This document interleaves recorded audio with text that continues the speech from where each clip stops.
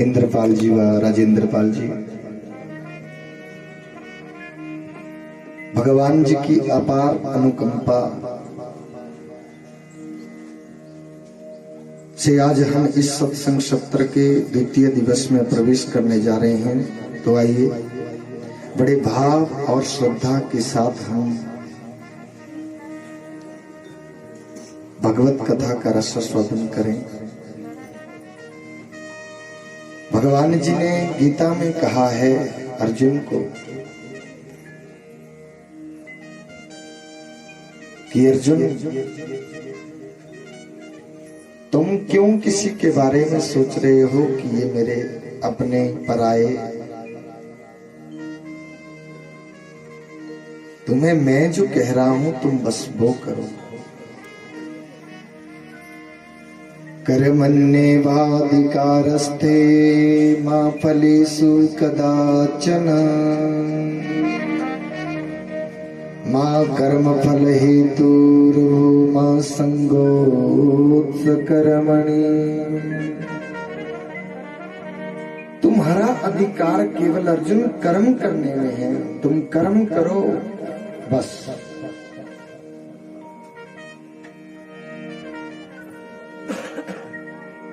और फल की इच्छा तुम नहीं रख सकते। फल तो हो सकता है कि हम भगवान जी के कार्यक्रम को जिस दिन से सुनिश्चित करते हैं उसी दिन से हमें भगवान जी हमारी अच्छाई, हमें कुछ अच्छा होने लग जाए।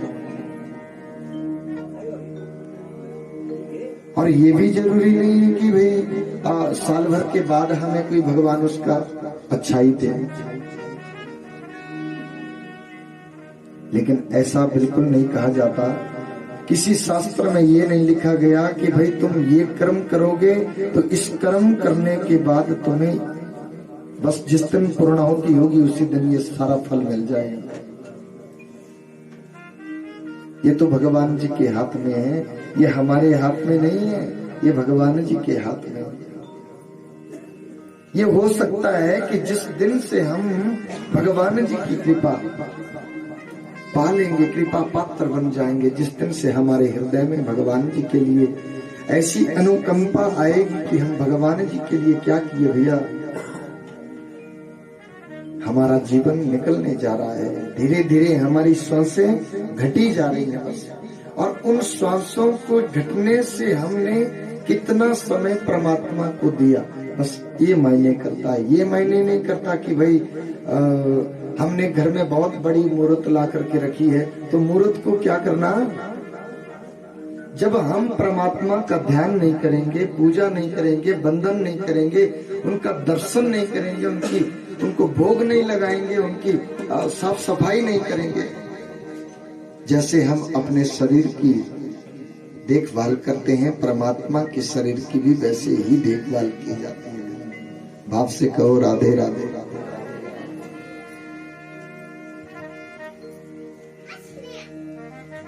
ये भगवान जी के हाथ में है, ये हमारे हाथ में नहीं है। जो भी भगवान हमें जाहि विधि राखे राम ताहि विधि रहिए।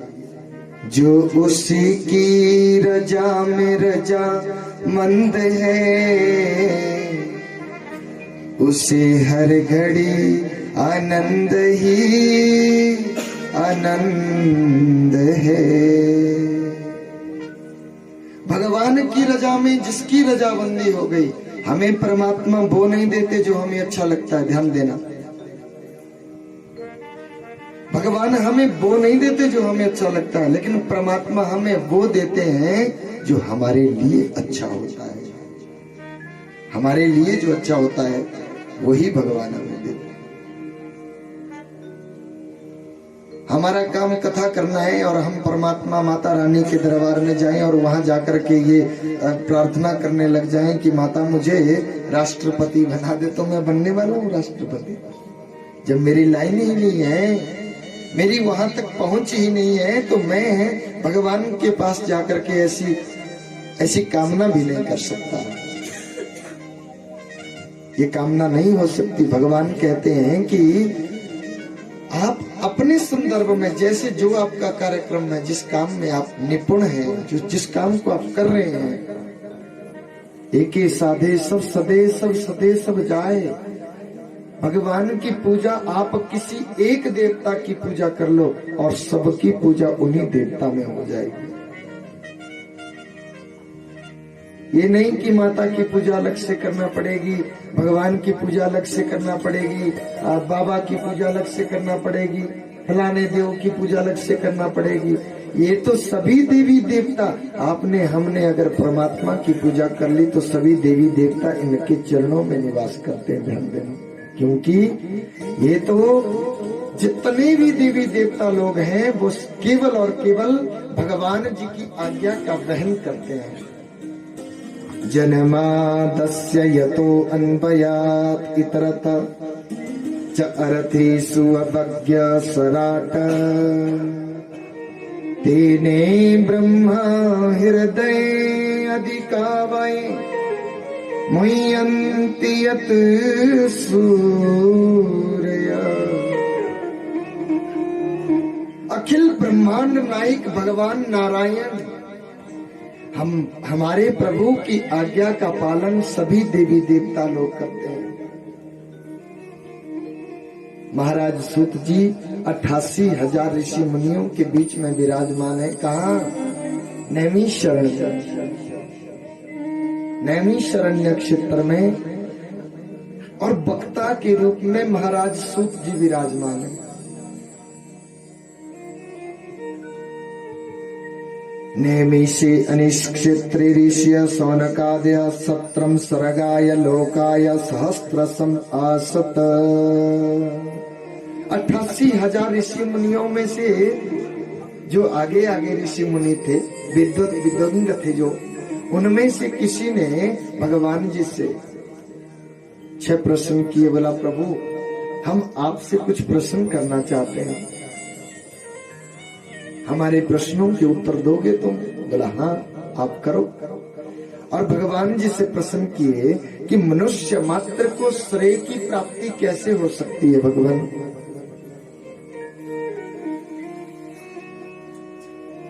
कलियुग के मनुष्यों को श्रेय की प्राप्ति, वैकुंठ धाम की प्राप्ति कैसे हो सकती है? ये प्रश्न किया। समस्त शास्त्रों का सार क्या है? 6 प्रश्नों में से 6 प्रश्न किए। दूसरा प्रश्न किया कि हमें समस्त शास्त्र क्या समझाते हैं, क्या बताते हैं?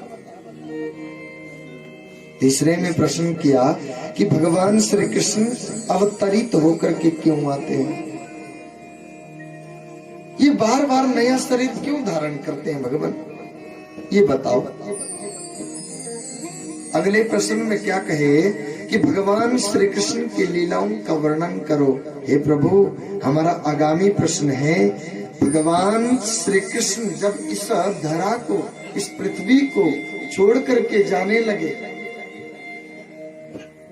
तब बोला, धर्म किम शरणम गता, धर्म किसकी शरण में गया? महाराज,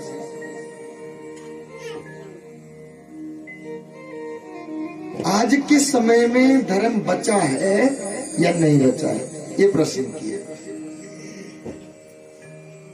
पहले प्रश्न का उत्तर देते हुए महाराज सूत जी कहते हैं कि समस्त शास्त्रों का सार भगवान जी की भक्ति, मनुष्य मात्र को श्रेय की प्राप्ति कैसे हो सकती है? केवल भगवान जी की भक्ति करने से वैकुंठ धाम फल प्राप्त हो सकता है, क्योंकि राम बड़े नहीं है।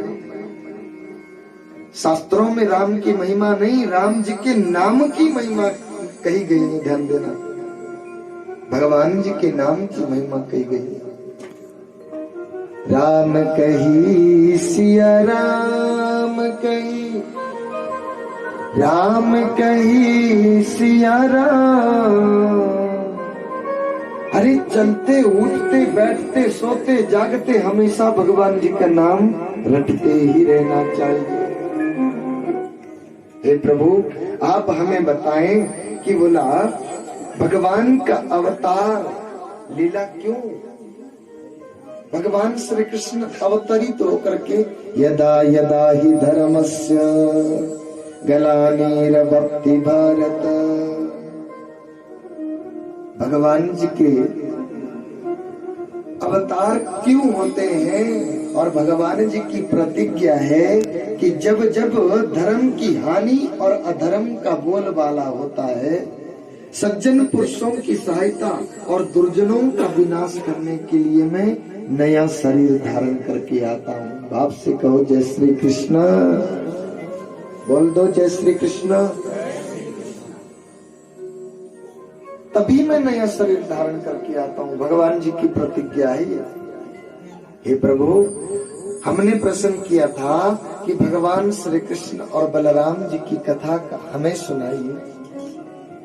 वो कथा तो आपको 10वें स्कंद की कथा के आगे 125 अध्याय में केवल भगवान श्री कृष्ण और बलराम की ही कथा लिखी गई है। ध्यान दें, ये उसी समय आपको कथा सुनाई जाएंगी।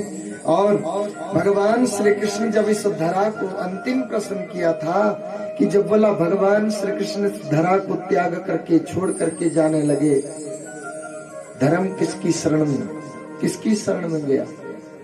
प्रविष्टो अयम श्रीमद् भागवत अवतारणवे। जब देवकी के गर्भ से मेरे भगवान प्राकट्य होकर के आए, उस समय की बात है। तो भगवान जी किसकी शरण प्रविष्ट हो गए? श्रीमद् भागवत के इस महापुराण में महाराज। तभी तो इसकी महानता है। बोली श्रीमद् भागवत महापुराण की जय। बार बार हम उल्टे लटके जा रहे हैं और बार बार परमात्मा से मांग के गर्भ में ये विनती किए जा रहे हैं कि प्रभु एक बार हमें इस कुंभी पाक नरक से बाहर निकालो। बाहर आकर के केवल और केवल मैं तुम्हारा स्मरण करूंगा, तुम्हारा ही ध्यान करूंगा, तुम्हारी पूजा करूंगा बस। आपने देखा होगा, माताओं बहनों को ज्यादा मालूम है कि जब बालक का जन्म होता है तो बच्चे के दोनों हाथ खुले होते हैं। एकदम से जन्म हुआ, बच्चे का जन्म हुआ, बच्चे के हाथ खुले। माँ ने जब अपनी गोदी में बालक को धरा और अपने बक्स्तल का दूध जब बालक को पिलाया तो समझ लो, देखना, अगर आपने पहले देखा नहीं होगा तो अब चेक कर लें कि बालक की मुट्ठी बंद हो जाती है, बच्चे की मुट्ठी बंद हो जाती है, होती ना बच्चे की मुट्ठी बंद। जब मां का दूध उसने पिया तो बच्चे की मुट्ठी बंद हो गई। इसका मतलब कि माया ने उसको जकड़ लिया, पकड़ लिया, उसको मारा।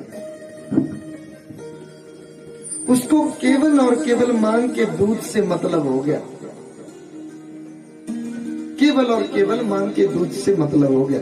थोड़े थोड़े इधर हो जाओ लोग, सभी इधर हो जाओ। जितनी जगह है वो सब जगह एक। भगवान सूत जी कहते हैं कि श्रीमद् भागवत महापुराण में भगवान जी का आश्रय, भगवान जी विलुप्त हो गए थे, तभी तो एक एक शब्द शब्द में भगवान जी की झांकी दिखती है। लेकिन यहाँ पे मन लगाना पड़ता है। मन लगेगा तो परमात्मा आएंगे, अगर मन नहीं लगेगा तो भगवान कहाँ से आएंगे बताओ? दर्शन कहाँ से होगा? हम औपचारिकता के लिए नहीं आए, बीच रास्ता ऐसे रास्ता छोड़ दिया करें ना जी, डेली ही रास्ता